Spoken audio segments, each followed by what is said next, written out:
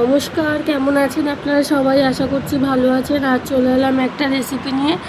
আজ বানাবো মালপোয়া, বানাবে আমার মা। তার জন্য এখানে নিচ্ছে ময়দা, আর দিচ্ছে একটু চালের গুঁড়ো, সুজি, দুধ, আমুল দুধ দিয়ে দিচ্ছে গুঁড়ো 10 টাকা দামের প্যাকেট। এখানে সুজি দিল পরিমাণ মতো, দিয়ে এবার এটাকে মাখা হবে। আর দিচ্ছে সামান্য চিনি, দিচ্ছে যেহেতু রসে ভেজাবে তাই আর কি। আর দিল পরিমাণ মতো লবণ, দিয়ে এবার জল দিয়ে এটাকে ভালো করে মাখবে। মেখে 3 ঘন্টা মতো রেখে দেবে।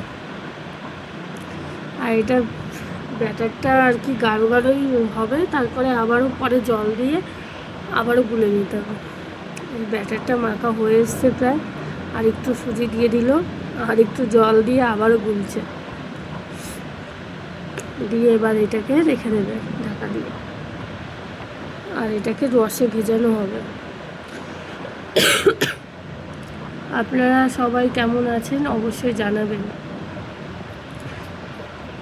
প্রায় 2 ঘন্টা বাদে আবার এলাম। এখানে একটু মিষ্টির রস ছিল বাটিতে, তার মধ্যে দিয়ে দিলাম প্রায় 200 গ্রাম মতো চিনি, আর দিচ্ছি সামান্য একটু জল, হাফ বাটি মতো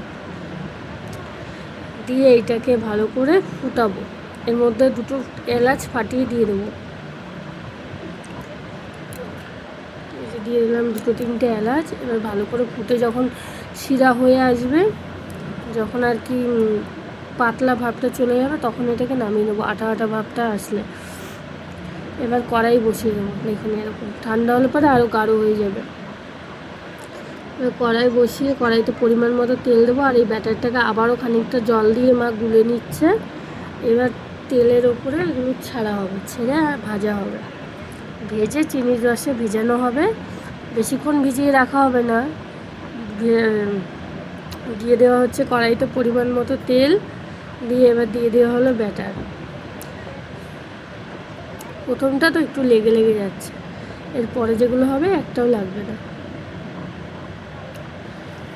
আবারও তেল গরম করো, ভালো করে তেল গরম করে এই যে দিয়ে এবার উল্টাতে হবে। এইভাবে একে একে সবগুলো ভেজে নিতে হবে, আর চিনির রসে ডুবিয়ে তুলতে হবে। আমার ভিডিওগুলো যদি আপনাদের ভালো লাগে অবশ্যই like, comment, share and subscribe করে পাশে থাকবেন। আর ইউটিউব থেকে দেখলে সাবস্ক্রাইব করবেন, আর ফেসবুক থেকে দেখলে ফলো করে পাশে থাকবেন। সব ভেজে নেবে একে একে।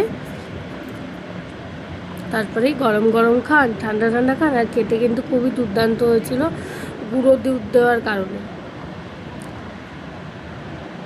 কেমন লাগলো আমার ভিডিওটা অবশ্যই জানাবেন। আবার দেখা হবে একটা নতুন ভিডিওর সাথে। ততক্ষণ আপনারা ভালো থাকবেন, সুস্থ থাকবেন। আর একে একে সব কিন্তু এইভাবে ভেজে নেওয়া হবে। আর আমি এখানে উল্টে পাল্টে এটাকে আবার রসে ডুবিয়ে তুলে দিচ্ছি। বেশিক্ষণ রেখে দিলে পরে সব আর কি রস টেনে ভেতরে নিয়ে নেবে, আর ইসে হবে না।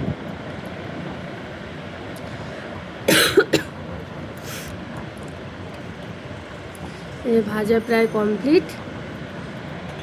কেমন লাগলো অবশ্যই জানাবেন। আজ তাহলে আসি, বাই। আর দেখতে কিন্তু সেই লাগছে। ভিডিওটা অনেক বড় হয়ে গেল।